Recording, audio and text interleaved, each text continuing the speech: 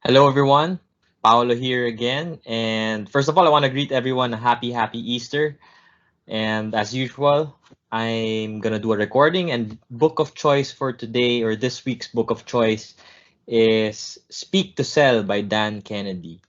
Uh, Again, this is part of the 52 book week challenge, meaning I'll read 52 books in the span of a year or 52 weeks or one book a week. So today I'm very excited to share with you the book entitled Speak to Sell by Dan Kennedy. So Dan Kennedy has, been one of the most successful speakers of our day and age, right? He's spoken to thousands and millions of people already, and his core specialty is really platform selling, meaning one is to many selling, him being put in front of a large crowd and being able to have a high close rate. So there's a difference between speaking, just the regular speaking, conveying an idea in front of a stage, and with the focus on actually wanting to sell or close leads, close sales at the end of your talk. So today, the book is entitled Speak to Sell by, of course, Dan Kennedy. So I'll share with you, as usual, my top key takeaways and a book summary. For those of you who still haven't subscribed, please follow my channel, Paolo Balinas in YouTube. Simply type Paolo Balinas.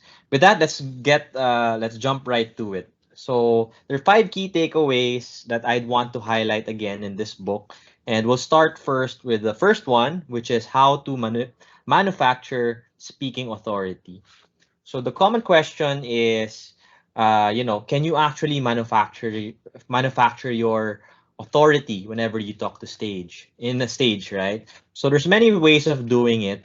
One of the easiest ways to actually do so is one is if ever you could leverage on the reputation of well-known public figures, right? So for example, you're sharing an idea or you're giving a talk on stage, you can highlight or quote well-known public figures such as, if Tony Robbins, for example, you're speaking in front of people who are coaches. One of the famous coaches in our world is Tony Robbins. So it'd be good to give some quotes, highlighted by Tony Robbins, or even a picture with a celebrity or a thought leader within your space. So by simply associating yourself with these credible figures, it boosts your credibility as well.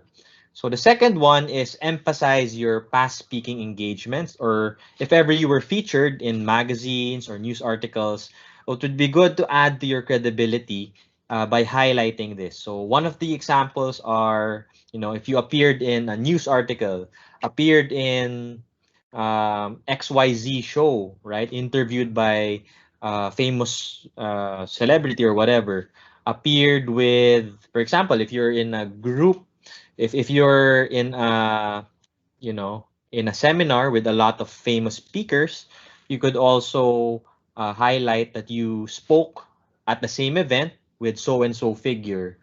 All right.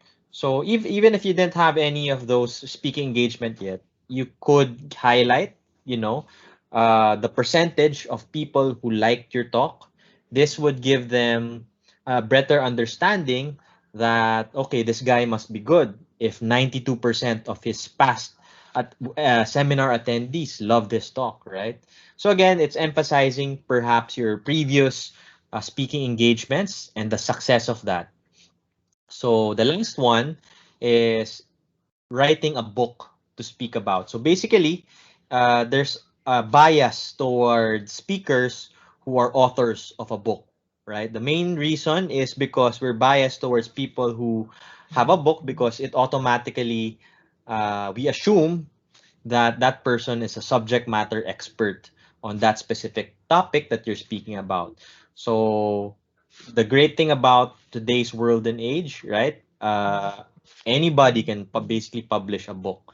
So this is one of the advices. So it's leverage on the reputation of well-known public figures by associating yourself through pictures, by quoting them, and so on. and as well as highlighting your past previous speaking engagements. And finally, if you have the time, perhaps write a book about the topic that you are most passionate about. It automatically elevates your status as a speaker. So that's a first key takeaway. The second key takeaway is be the benefits of being polarizing. So what am I talking about? If you look at the right hand picture, the diagram, so there's the polarity spectrum, right? Polarization spectrum, meaning eh, there if you were to look at the extremes wherein people are so polarizing or so controversial, there's the risk that it may backfire on you, right?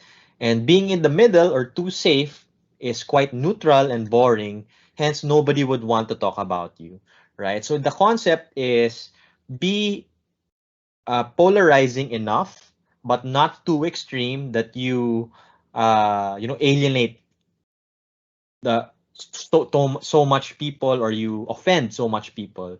So basically, you need to have that level of balance wherein you're interesting enough, you have a stance that is interesting enough, that is divergent to the norm enough for people to talk about what you're saying, right? So how can I give an example? So for example, if I were a weight loss coach, all of everyone already knows that, with the right diet, with the right exercise, with the right sleep, and so on and so forth, you'd have a healthy life or lose weight, right? So if ever your messaging is as simple as that, tendency is your message would get drowned or people won't start taking notice of your message because it's common. It's common knowledge already. So you need to be provocative enough or offer a new idea, but not to the super extreme. So one example is the fit to fat ketogenic diet.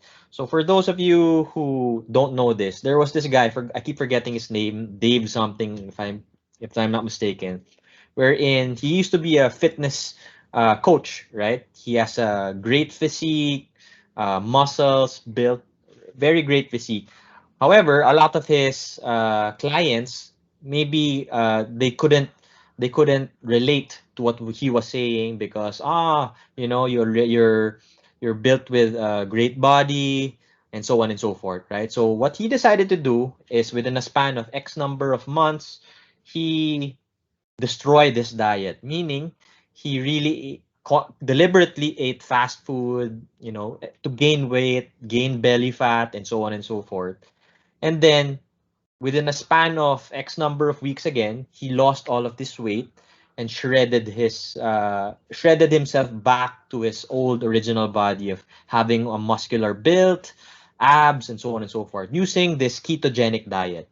So what I'm trying to say is, had he simply gone and said that, eat right, exercise every day, people will not pay attention because it's common advice. But when he highlighted the benefits of ketogenic diet, wherein we can still eat delicious food by, eating more fat, the good fat, rather than carbs, you'll be your body burns the fat. So basically, that's the ketogenic diet and it's become a worldwide success, and a lot of people have adopted this ketogenic diet thing movement. So again, it's being provocative enough for people to stimulate people's interest, and for your topic to be talked about. So one other common strategy is anchor to the familiar. So this is very common, especially in politics, right? Wherein the politician has ideas that they want to share to the masses and gain supporters, right? So the common strategy here is they identify a common enemy that they are attacking, may it be the incumbent, right? All of his bloopers in the past as a politician, and then the the up and coming person who wants to run identifies him as an enemy, and a lot of his non-supporters, he gains them as followers. So again, one of the things to become interesting and talked about is identify a common enemy that people can resonate with and back you up on and earn fans. So the third key takeaway is the importance of having a clear structure. So the common mistake of most speakers is that they have so much information that they want to share, A, B, and C actually works to your disadvantage if you want to share all of your ideas in one 30-minute talk, for example. So the better strategy is actually to have one clear objective that you want to get out of that talk, right? So rather than focusing on, many stuff, can you think of a way, is there a way to group them up in one key message that I want to achieve and, leading them towards that one end goal in mind? If you ever you shift to this strategy rather than present them in piecemeal and have that one overall objective, from a listener standpoint, it's easier for them to digest, it's easier for them to remember. So having that one clear objective. The second one is bring the pain. So you need to arouse the negative emotion, pain inducing, fear inducing, right? Why is it? So one of the analogies that I can think of is the biogesic principle. So basically, it's a pain reliever, right? So for example, if if 3 o'clock in the morning you wake up, you have a really bad headache, and when you look at your medicine box, you don't have that medicine, biogesic, if you're in the Philippines, right? So even if 3 a.m. you're tired, sleepy, chances are you'd still get get up from bed, drive your way to the nearest convenience store and buy that medicine, right? Because you wanted to remove that headache. As compared to if 3 a.m. you wake up and then suddenly you realize that, hey, I haven't drank my vitamins for today. Tendency is you just go back to sleep and, drink it first thing in the morning.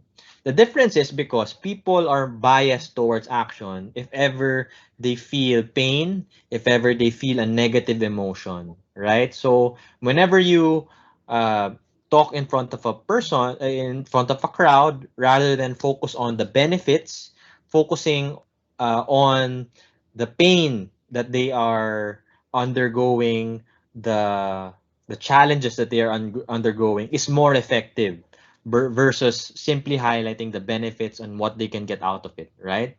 So you start first by creating the burning despair, highlighting the pain that they are currently encountering, the challenges that they are currently encountering. And then from there, once you amplify that pain, that's a time that you convert it to a burning desire, right? A burning desire to action, to act upon it. So here's an example. So, for example, if you're talking to a crowd and then they're having a challenge losing weight, right?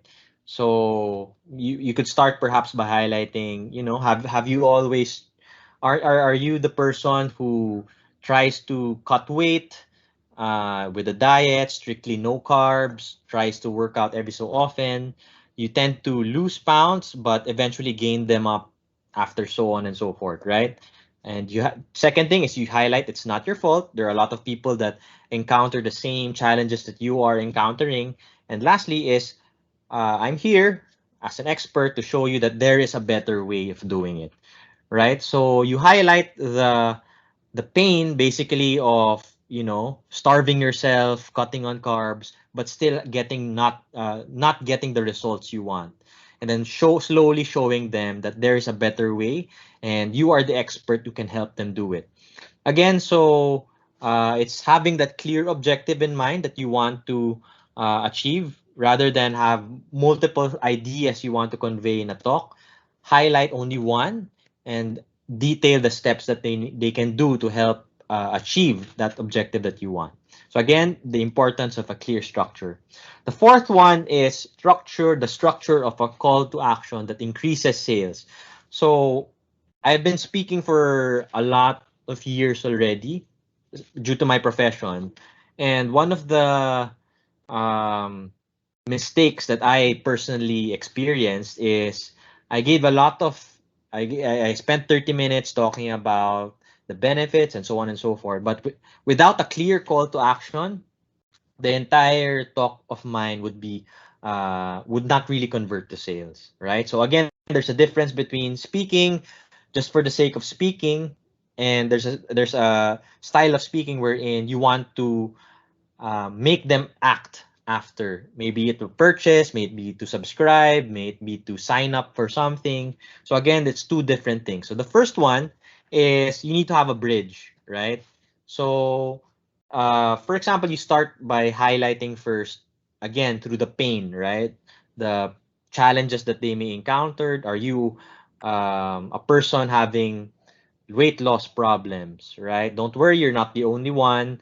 And let me show you the better way. I've coached thousands of clients who'd want to lose weight and have uh, successfully done so. And I'll show you the exact steps on how they did it through this next part of my talk, right? So have that bridge to connect, highlighting the pain that they are currently in, and having that segue, that bridge for you to for them to expect that you're offering them a solution, right? So after that bridge, the second one is you need to tell about the what. What is it about?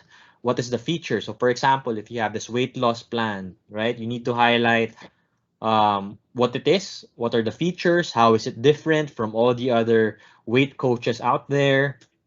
um, Next, after the what, focusing on the features, the inclusions of the package you're offering, you need to go to the why. Why is it important? What problem does it solve? What is the desired outcome that they will achieve if ever they avail of your solution or product, right? And then the next one is you can tell them the price, right? Here is where I see a lot of sales people make a mistake, right? They simply state the price of the product they're offering. So it's very the one of the key examples given in the book is your product is definitely one thing, but are there any other added value services that may not be of any cost to you as a salesperson, but may be of value to the person who is listening into your webinar, for example, or talk. So, for example, if after sales support is really included in your offer, right? So rather than simply give the price of the product, you also detail the other inclusions and put a value attached to it. Like, so for example, like I mentioned, it's low cost to you, but high value to the customer. So subscribing to the weight loss plan is worth, for example, 5,000, sorry, $100, for example, right?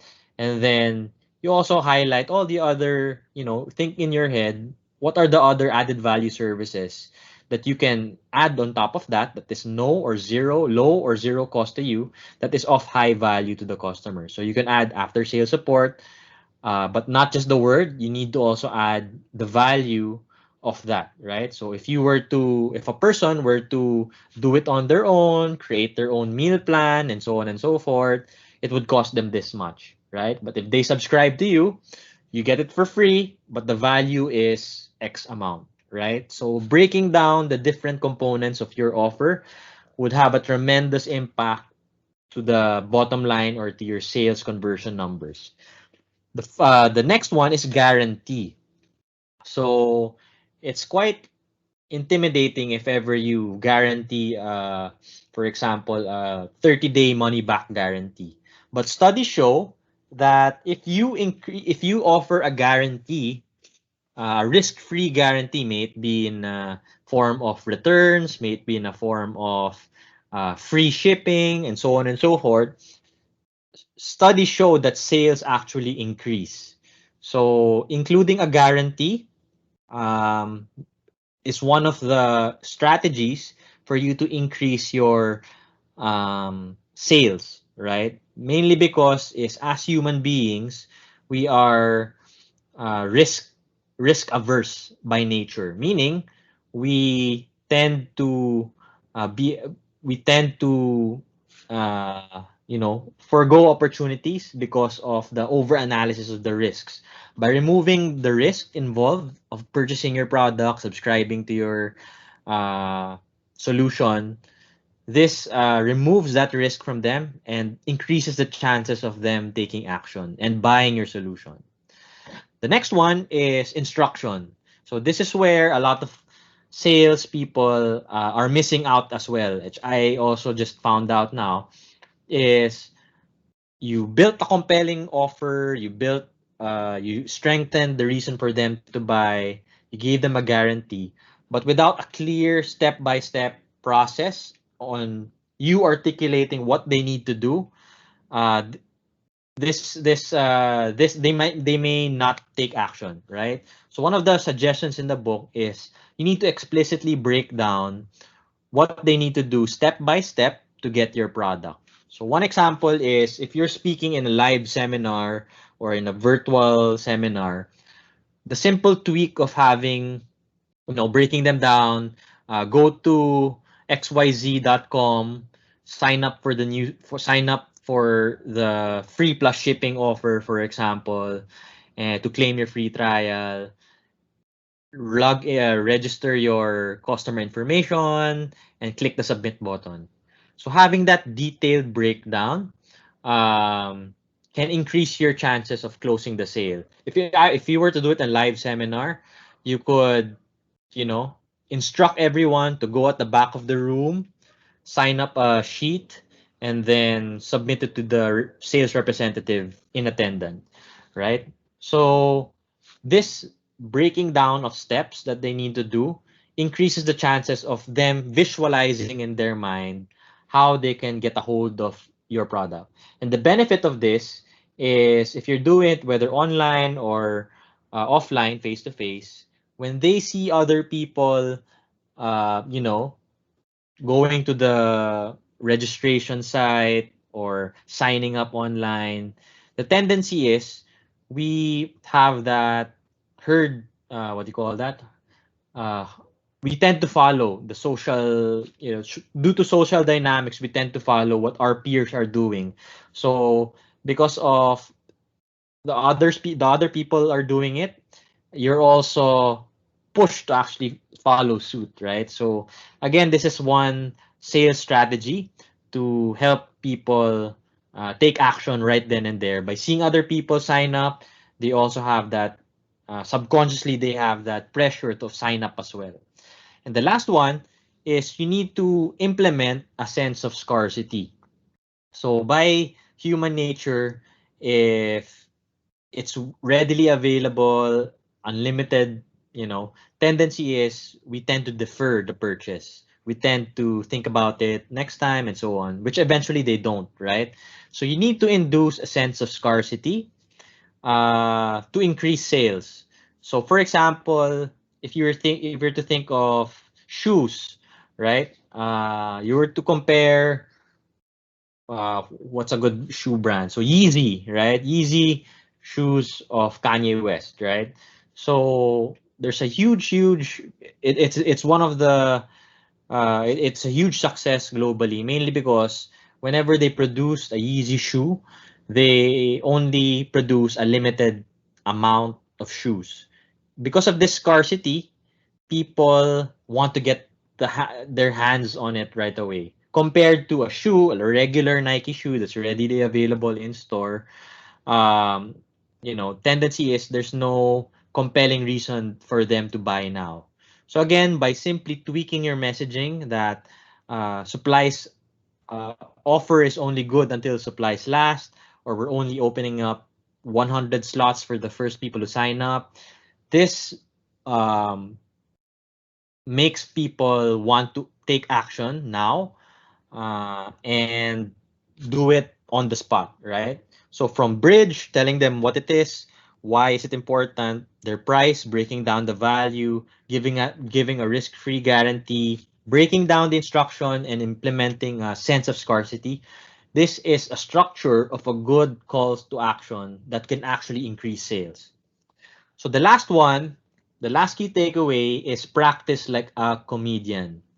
So Have you who here has ever attended a uh, stand-up comedy night,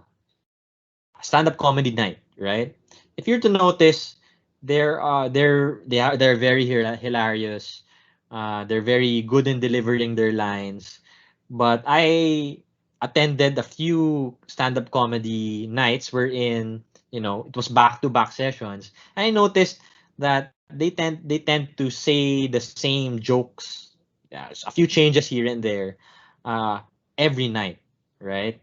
So what I realized is, for you to get good in stand-up comedy, it's not something that you do overnight. It's done, in a long process. If you had 10 jokes, for example, uh, if you have 10 new jokes, maybe you try them all the first night, and out of those 10 jokes, only 3 landed really well. The 7 were meh, not so good, right? So the next night, you take those 3 successful one and change the 7. And then out of the 7, 3 more landed right. So you have 6 now, and so on and so forth. And then once you complete the 10, that's a time that you can take on bigger audiences, that you have already tested your material, um, with the smaller audiences, right? Because of this filtering process, because of this repetition, practice, you're able to build your competency, right? And as a comedian, 10 of your jokes are hilarious. So again, the point I wanted to highlight here is confidence is built through competence. I think that's a great quote. It's a very powerful statement, because confidence is not built overnight.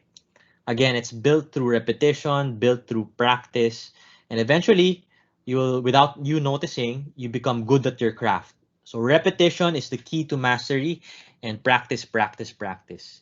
So again, those are my key takeaways. So summarizing how to manufacture speaking authority. So definitely leveraging on, perhaps, quoting or direct quoting public figures in your craft, in your field or domain, and as well as potentially writing a book, right?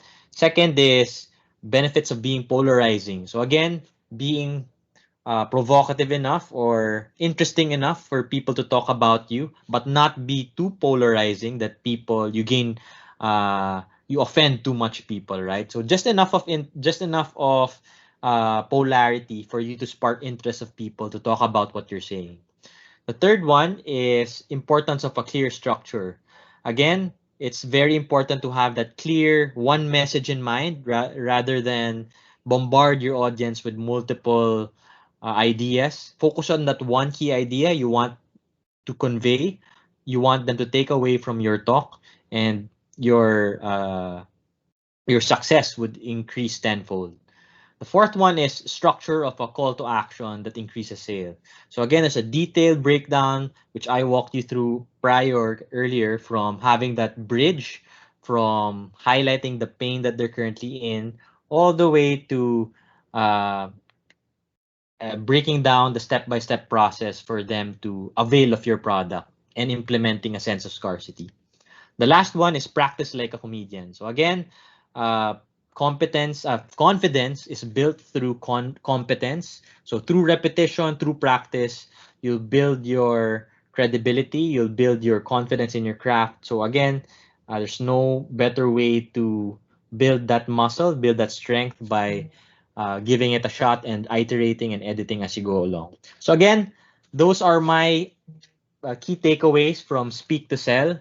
I really love the book, actually, because I'm in the field of sales, and I think this has been a lot of ideas that I can incorporate in my practice. So again, it's not just speaking in front of people just for the sake of speaking or sharing your idea. If you want to increase your close rate, this is a good book to read. Hopefully, you loved my summary. And, if you are interested to know more of the other summaries I did, go to youtube.com, search Paulo Balinas, and click the subscribe button, as I release summaries every Sunday evening. So if you haven't subscribed, like and subscribe. Would really appreciate it. Tell me your comments on the summary I just did, and would love to hear your thoughts. With that, thank you and stay tuned for next week's summary. Goodbye.